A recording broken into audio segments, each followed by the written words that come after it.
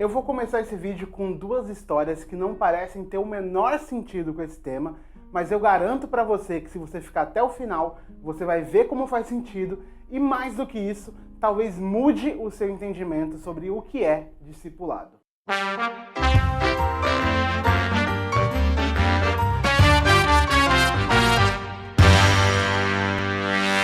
Talvez você já tenha ouvido falar do livro O Guia do Mochileiro das Galáxias, do Douglas Adams. Eu não quero dar um spoiler aqui do livro nem nada disso, porque eu garanto para você que vale muito a pena você ler, é um dos meus livros favoritos, mas eu quero contar um caso desse livro que vai fazer sentido aqui para o que a gente vai conversar. Uma sociedade está atrás da resposta da questão fundamental da vida, o universo e tudo mais. Então eles constroem uma máquina, um supercomputador gigantesco, para calcular então essa resposta de qual seria a resposta da pergunta fundamental da vida, universo e tudo mais. E essa máquina fica lá calculando, e depois de 7 milhões de anos e meio... Pensador profundo. Você tem uma... Resposta para vocês? Sim, mas não vão gostar. Não faz mal, nós precisamos saber. Está bem. A resposta à questão fundamental da vida, o universo e tudo mais é...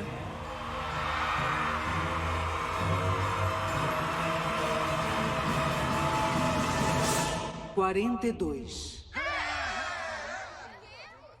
E aí eles ficam, assim, chocados que demorou 7 milhões de anos e meio e deu errado, porque essa não era a resposta que eles estavam buscando. E aí eles pedem para a máquina para entender, né, o que está acontecendo, essa resposta está errada. A máquina fala, não está errada. É que vocês não sabem qual era a pergunta. Vocês só têm a resposta, e ela é 42. A resposta, então, só vai fazer sentido quando você souber qual é a pergunta. E a segunda história. Tinha um evento que ainda acontece, na verdade, lá em São Paulo, chamado Campus Party.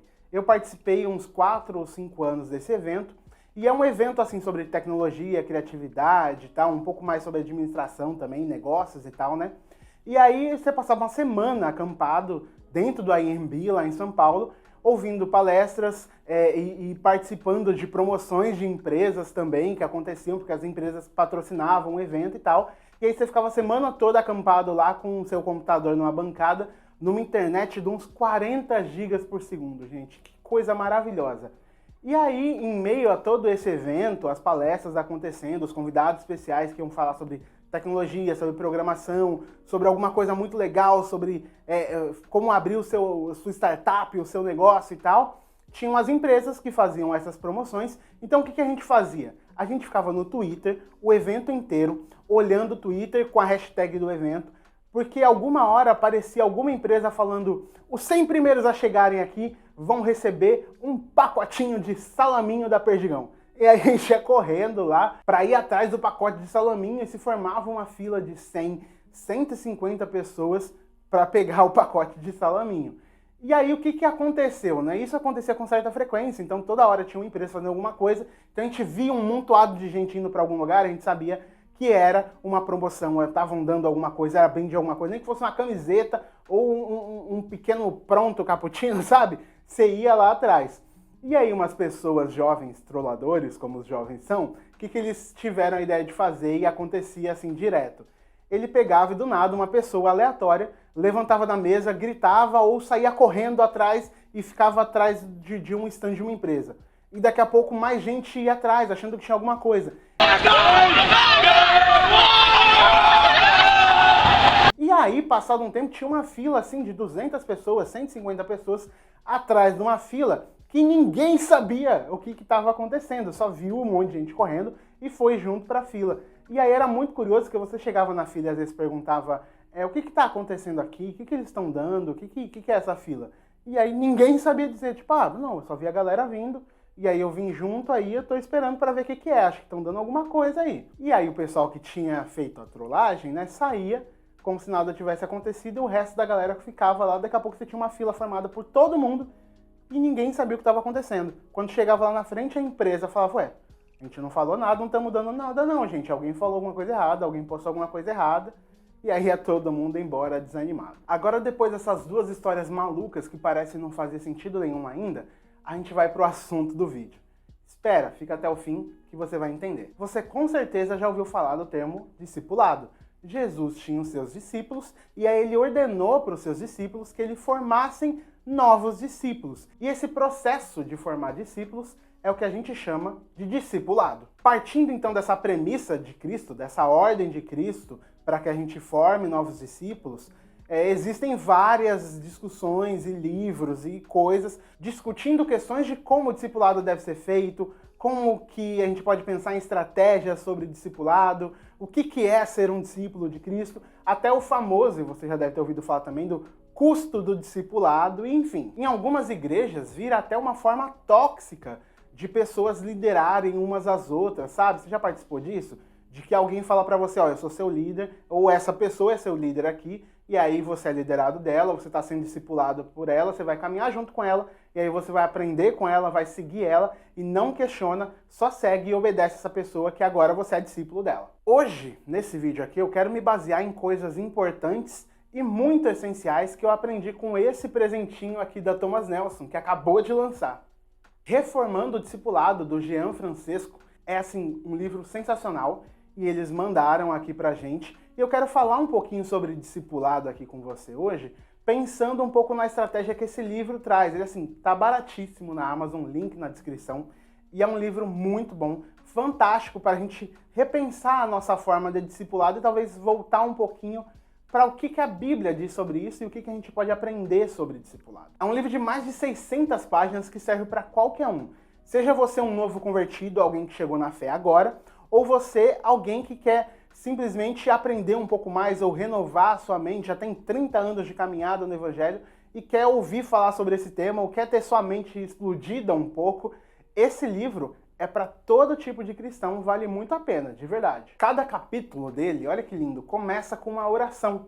E aí é um processo de leitura que não é para apenas te dar novos termos ou significados ou coisas para você encher o seu intelecto, mas é para te levar numa jornada de discipulado, de aprendizado com Cristo, de olhar para a nossa história de cristianismo de 2000 anos para cá e pensar um pouco nessa jornada, em como caminhar nessa jornada de uma forma um pouco mais significativa ou uma forma um pouco mais intencional. Para os reformadores, o processo de formação de caráter cristão se baseava em 4 coisas: crença, obediência, oração e encontro. Eu quero falar então um pouquinho sobre cada uma dessas partes, começando com crença ou fé. Ter fé é conhecer a Deus, e amar a Deus exige que a gente conheça a Deus, porque é difícil amar e adorar alguém a quem você não conhece ou não tem nenhuma intimidade. Mas a questão é que a gente não pode confundir isso com apenas conhecer fatos sobre Deus. Você pode saber vários fatos sobre a pessoa a quem você gosta. Você sabe o que ela gosta, onde ela gosta de ir, que música que ela gosta de ouvir, que livros que ela amou ler, que filmes que ela mais gostou de assistir, mas isso não significa que você tenha um relacionamento com essa pessoa. É preciso que você tenha vivência, tenha história, tenha uma relação, tenha momentos para recordar com essa pessoa, coisas que vocês fizeram juntos, para que você então estabeleça uma relação e ame essa pessoa. Por isso que a gente fala que amor é um negócio que se constrói e não apenas que se sente. Eu amo a pessoa, mas nunca andei com ela, mas amo daqui de longe. Assim também conhecer a Deus implica uma prática de vida com Deus e o que a gente chama de doxologia, que é essa prática de adoração e louvor a Deus. É necessário andar com Deus para conhecer Ele. Não só saber tudo o que Deus gosta ou o que Ele não gosta, mas sim viver isso com Ele no nosso dia a dia. Ajuda um pouco se a gente pensar na teologia não como algo com um fim em si mesmo, mas como o próprio autor do livro diz, a gramática da nossa linguagem com Deus. Então, quando a gente faz uso de algo como o credo apostólico, a gente está fazendo uso dessa gramática para nos comunicar com Deus através dos seus atributos, através daquilo que Ele é e o que Ele faz. E isso só traz mais conteúdo para a nossa vida com Deus. E aí a gente consegue se expressar e adorar a Deus de forma clara e significativa, algo que faz sentido. Segundo ponto, obediência. Jesus falou lá para os seus discípulos em João 14,15. Se vocês me amam, obedecerão aos meus mandamentos. Em João 14,21, aquele que tem os meus mandamentos e os guarda, é o que me ama. De certa forma, então, a régua do amor a Deus é a obediência. Ser discípulo, então, implica em obedecer a Deus. Mas também a Bíblia ensina que é através da árvore que a gente conhece os frutos. E que uma árvore não pode dar fruto daquilo que ela não é. Mateus 7,16. Não se colhe figo de uma erva daninha ou uva de espinheiro. Então, como diz o autor do livro, ser precede o fazer e o fazer é evidência do ser. A gente tem que ser discípulo para fazer o que discípulo faz. E se a gente faz o que discípulo faz, isso é prova de que a gente é. Entendeu? Mas dar fruto, apesar de ser algo natural, e a gente usa bastante essa metáfora, né? De que a árvore ela dá os frutos e que nós somos capacitados por Deus através do Espírito Santo para dar esses frutos, é algo que exige de nós disciplina. Guarde essa palavra. Nosso pastor aqui, o Pedro, tem falado bastante recentemente de que discípulo, disciplina e discipulado vêm da mesma raiz, para dizer que não existe discípulo sem disciplina e nem discípulo sem discipulado. Não existe, não tem como acontecer. É no hábito disciplinar da vida piedosa que a gente constrói a piedade na nossa vida. O autor até usa as palavras do teólogo Stanley Hauerwas, eu acho que eu pronunciei esse nome certo, muito difícil, dizendo o seguinte: a ética cristã cresce dentro da comunidade local, a igreja, onde a narrativa não violenta do evangelho é proclamada e celebrada semanalmente. A igreja é uma espécie de lugar estratégico onde as virtudes específicas do cristianismo são celebradas, forjadas e passadas adiante na sociedade. A presença da igreja, então, nesse mundo tem menos a ver com a defesa de agendas específicas ou de militar sobre coisas específicas e mais relacionada a funcionar como uma incubadora de virtude em todas as áreas da vida. Terceiro ponto, oração. Eu sei que é bem clichê falar de oração, né? Porque é algo que a gente ouve direto. Lembra daquela musiquinha? Leia a Bíblia e faça a oração. Porque a gente fala muito sobre oração, sobre a necessidade de orar, sobre como vida com Deus é oração, mas curiosamente, é uma área da vida de que muitos cristãos têm dificuldade constantemente a ter uma vida de oração. É bem fácil confundir na prática a oração com 3 outras coisas: barganha, fazer trocas e acordos com Deus para garantir coisas; mantra, aquilo que a gente faz antes do almoço e antes de dormir como ritual vazio de significado; e reza, no sentido de ser um discurso pronto e vazio de significado, só repetido. Parte do processo de discipulado é entender que oração não é algo feito de nós para Deus. Não é pedir ou falar com Deus para que Ele finalmente saiba o que eu quero, ou os detalhes do pedido que eu quero, os detalhes do Tesla Model 3 que eu quero, que Deus sabe exatamente, inclusive o Senhor sabe, Senhor, atende a oração do seu servo. Mas é para mim, é um caminho estabelecido por Deus para que eu tenha onde me descarregar e me deleitar nele. É para que eu e você tenhamos uma forma de nos relacionar com Deus. Como diz o próprio autor, a oração não muda a Deus, mas muda a nós. É para entender quem nós somos. E se a gente negligencia isso, a gente perde uma parte essencial do que significa ser discípulo de Cristo. Quarto e último ponto, encontro.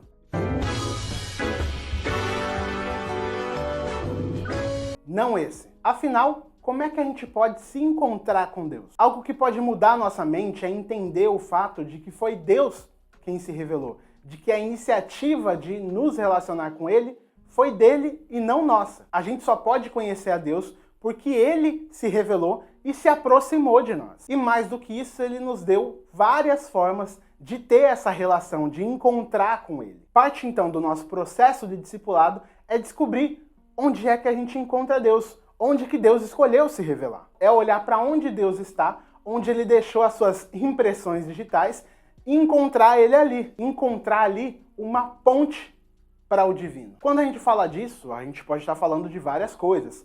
Encontrar Deus na natureza, encontrar Deus na sua criação e naquilo que Ele fez. Encontrar Deus na própria Bíblia, onde Ele se revelou também. Encontrar Deus em Cristo também. Encontrar Deus na pregação do Evangelho. Encontrar Deus nos sacramentos, no batismo e na ceia. Se orar é ir ao encontro de Deus para ser moldado e encontrar descanso, esses caminhos de revelação é o contrário. É Deus indo ao nosso encontro. Se a oração é a gente indo, a revelação em todas essas áreas é Deus vindo até nós. Mudar essa mentalidade para entender essas coisas como Deus vindo ao nosso encontro é essencial para a nossa vida cristã. E muda a nossa forma de enxergar esses momentos. De novo, é o divino vindo ao nosso encontro. É o Emanuel, é o Deus que está conosco. E aí você pode estar se perguntando, tá bom, entendi os 4 pontos, mas aquela história, aquelas 2 histórias lá do começo do vídeo, o que tem a ver com isso? Nada! Tchau! Now the world don't move to the beat of just one drum. What might be right for you? Brincadeira, eu vou te explicar. Grande parte dos nossos problemas como sociedade cristã, como corpo cristão, como igreja, assim, pelo menos falando da nossa realidade, é saber para onde a gente está caminhando e o que Deus quer afinal da gente. É a falta de um processo claro e bíblico de discipulado. É comum ver várias pessoas que chegam na igreja e elas são colocadas nos eventos e nas coisas, dão um ministério para ela, dão uma coisa para ela fazer, ensinam ela a falar a nossa linguagem, ensinam ela a cantar as nossas músicas, ensinam ela a ler a Bíblia do jeito que a gente lê, ensina esse monte de coisas sobre o que a gente entende, afinal, sobre as coisas, mas não ensina ela a caminhar como um discípulo de Cristo. E isso é bizarro. Ela aprende a falar a nossa linguagem do evangeliquez, aprende a levantar a mão quando precisa, aprende a descer a mão quando precisa, aprende a falar amém, glória a Deus, aleluia, mas não sabe o que é ser um discípulo. Elas fazem parte de uma comunidade cristã, mas isso não reflete em nada na vida dela. E é aí que entram as histórias que eu contei. Na primeira delas, eu vou te relembrar, é uma sociedade que passa 7,5 milhões de anos buscando a resposta para uma pergunta que eles nem sabem qual é. O essencial, que era saber o questionamento, o que elas estavam questionando, elas não sabiam. Estavam buscando a resposta, e quando encontraram a resposta, essa resposta não fez o menor sentido, porque elas não sabiam qual era a pergunta. Se você sabe tudo sobre Deus e sobre a nossa cultura cristã, sabe todas as músicas, mas não se relaciona com Deus no dia a dia, do que adiantou? Do que adiantou passar uma vida indo todos os domingos e sábados, em todos os eventos, em todas as programações, cuidando disso, fazendo aquilo, se você não teve uma vida de relação, se aquilo não significou nada na sua relação com Deus, se aquilo não te mudou por dentro. E a segunda história da fila lá no evento mostra um amontoado de gente que está atrás de um monte de gente fazendo a mesma coisa que eles estão fazendo, esperando a mesma coisa, mas elas não sabem o que esperam ela lá na frente. Não sabem nem o que tem lá pela frente. É como parte da nossa igreja evangélica, infelizmente, vive hoje. Andando atrás de uma fila gigantesca, fazendo aquilo que ela supostamente deveria, mas ela nem sabe o porquê daquilo. Em um momento de crise existencial, eu me pergunto, afinal, isso faz sentido para mim? Quem é Deus? O que eu estou fazendo? Para que eu estou fazendo isso? Isso mesmo, isso é de verdade mesmo? Isso faz algum sentido?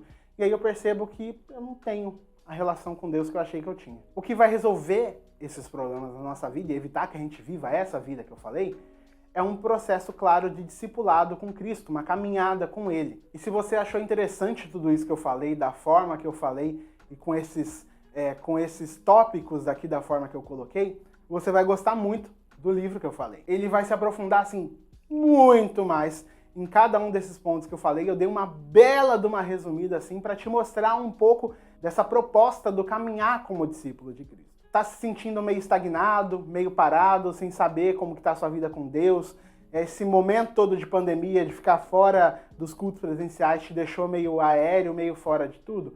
Eu não vou dizer para você que esse livro vai resolver todos os seus problemas e todas as suas questões existenciais, mas com certeza ele vai ser uma ferramenta que vai te dar outras ferramentas muito importantes para te ajudar a voltar a caminhar nisso tudo. O preço tá ótimo.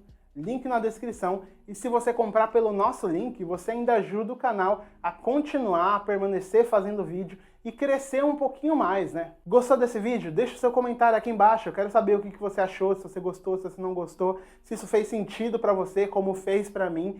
Se você gostou, deixa aquele like maroto aí no vídeo, compartilha esse vídeo, porque vai ser muito legal esse vídeo chegar em muitas e muitas pessoas. E se você não é inscrito nesse canal, se inscreve aí embaixo, pelo amor de Deus, para você receber os próximos vídeos também. E se você quer ajudar a gente, além de comprar o livro, além de ter assistido esse vídeo, fazer todas essas coisas aqui que eu falei, você pode clicar no botão Seja Membro aí embaixo. A partir de R$ 1,99 por tempo limitado, tá? A gente já vai aumentar isso. Você pode entrar no nosso grupo de WhatsApp. A gente tem um grupo de WhatsApp, não é um grupo de teologia, não é um grupo de discussão teológica, é um grupo de amigos que a gente pode se relacionar um pouco mais perto, conversar sobre o dia, conversar sobre café, sobre animais, sobre tudo que a gente quiser. Repetindo, não é um grupo de teologia, mas é um grupo do Teologueiros para a gente conversar e ter esse relacionamento mais próximo, amizades se formam lá, e tem pessoas que a gente conheceu pelo grupo e hoje são muito especiais na nossa vida, Então é muito importante para a gente ter esse relacionamento e aí você vai estar ajudando o canal a permanecer crescendo, como a gente falou. Então é isso, muito obrigado e até o próximo vídeo. Obrigado e obrigado, Thomas Nelson!